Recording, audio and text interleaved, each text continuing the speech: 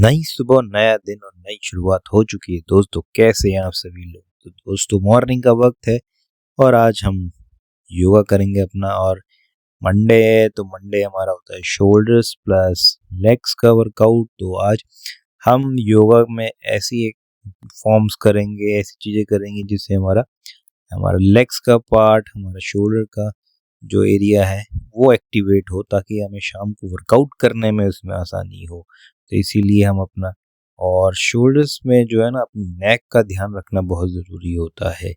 और दूसरा, हमारा जो शोल्डर्स का एरिया होता है, हमारा जो डेल्टॉइड्स का एरिया होता है, उसकी मोबिलिटी पे ध्यान देना बहुत ज़रूरी होता है। तो वही आज हम सब करेंगे, उसकी मोबिलिटी पे हम काम करेंगे।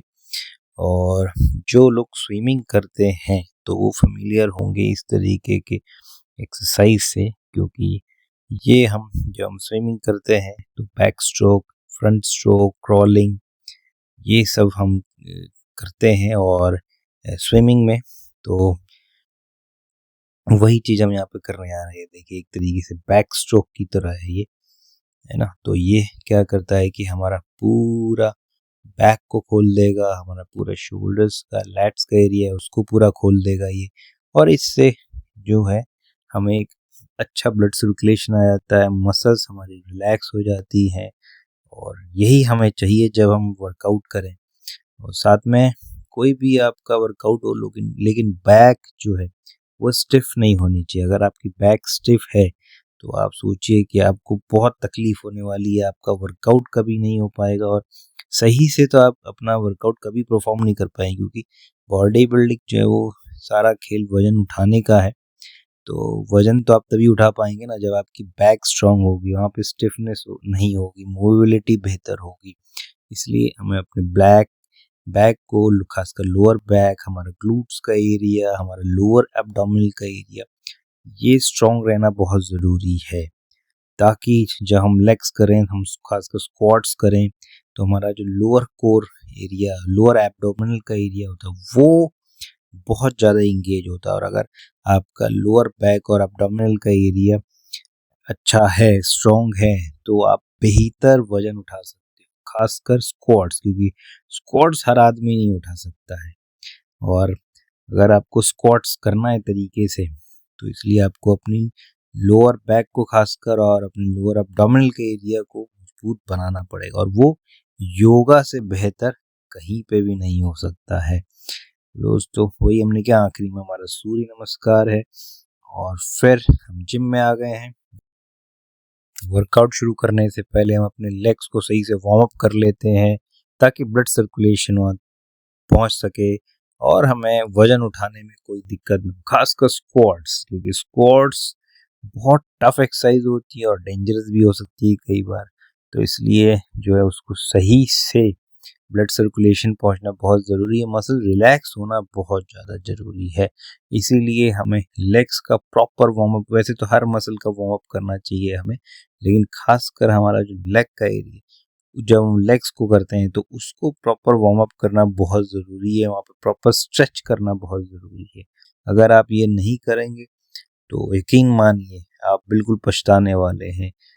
मतलब माइनर से लेकर मेजर इंजरीज तक हो सकती हैं। इसलिए, और लेग्स जो है कोई छोटा मोटा खेल नहीं है, इसमें बहुत मेहनत लगती है, बहुत पावर लगती है, और ये एक तरीके से मेंटल गेम भी है। तो लेग्स इसीलिए हर कोई व्यक्ति करता भी नहीं है, और करता भी है तो वो थोड़ा शॉर्टकट्स ढूंढता है कि कोई मशीन में कर लें, तो ताकि हमें स्क्वाट्स ना करना पड़े। क्योंकि वैसे रेंज ऑफ मोशन भी सारा खेल चलता है जब हम स्क्वाट्स करते हैं। तो अगर आपका रेंज ऑफ मोशन नहीं है तो जाहिर सी बात है, फिर आपको दूसरी तरफ और जाना पड़ेगा अपने लेग्स को ग्रो करने के लिए। लेकिन क्योंकि हमारे पास एक अच्छा रेंज ऑफ मोशन है और हमें स्क्वाट्स करना पसंद है, इसीलिए हम वही करेंगे। तो अब हम आ चुके हैं अपने स्क्वाट्स के एरिया पे, और हम 40 किलो से आज हमने वार्म अप किया है। 12 हमने इस पे रिपीटेशंस लगाए हैं, और उसके बाद फिर हम अपना पहला सेट शुरू किया 45 किलो से, और इस पे भी हमने टोटल 12 सेट्स लगाए। और उसके बाद टोटल आज हम 60 किलो तक गए, और 60 किलो में आज हमने 4 रेपिटेशंस लगाए, पिछली बार 5 लगाए थे। और उसका कारण है कि आज हमारे पीछे कोई स्पॉटर नहीं है। और देखिए, कोई आपका पार्टनर होता है, स्पॉटर होता है, तो एक अलग कॉन्फिडेंस आता है, वरना आप अकेले करते हो तो कहीं ना कहीं आप थोड़ा सा रेजिस्ट हो जाते हो। तो वही चीज़ कहीं ना कहीं यहाँ पे हुई। यहाँ पे देखिए, हमने 4 रेपिटेशंस हमने लगाए हैं। लेकिन आज एक सबसे अच्छी बात ये हुई कि आज मेरा ग्लूट बिल्कुल भी इंगेज नहीं हुआ स्क्वाट्स मारने में, और ये बहुत ज़रूरी है क्योंकि हमें अपने क्वाड्स को ग्रो करना है, ना कि ग्लूट्स को।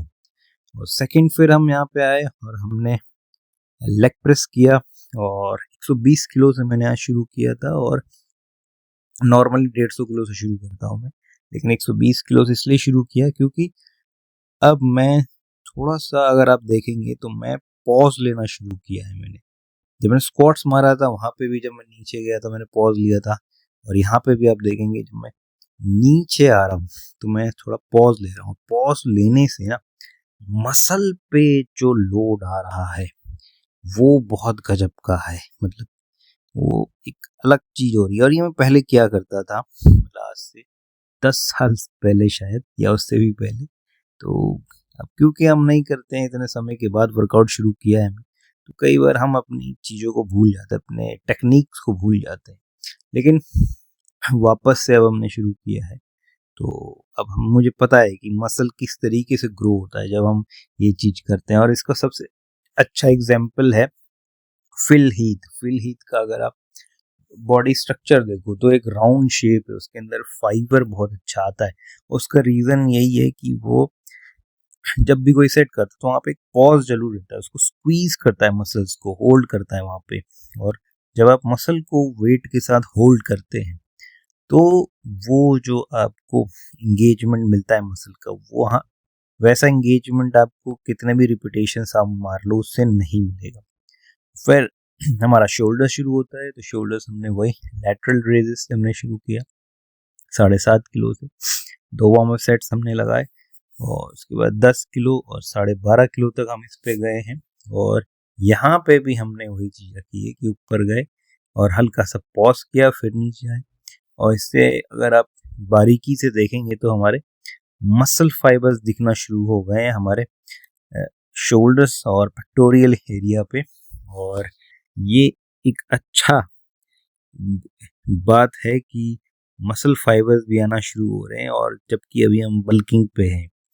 और मुझे ऐसा लग रहा है कि मैं बल्किंग पे नहीं हूँ बल्कि कटिंग पे हूँ कभी कभी, जिस हिसाब से मेरे मसल फाइबर्स दिखना शुरू होते हैं।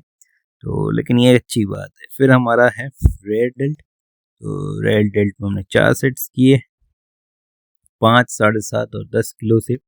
और आखिरी हमारा है इंटीरियर डेल्टॉइड यानी कि फ्रंट डेल्टॉइड, और इसमें आज तो मैं करीब 80 किलो तक गया हूँ मैं। और रिपीटेशंस पे फोकस नहीं किया हमने, हमारा सारा फोकस था कि हम कितना लोड उठा सकते हैं। तो दोस्तों, आज के लिए इतना ही। लाइक शेयर सब्सक्राइब करना ना भूले। मिलते हैं कल आपसे एक और नई वीडियो में, तब तक खुश रहिए, मस्त रहिए, जैसे चाहिए वैसे रहिए। Bye bye.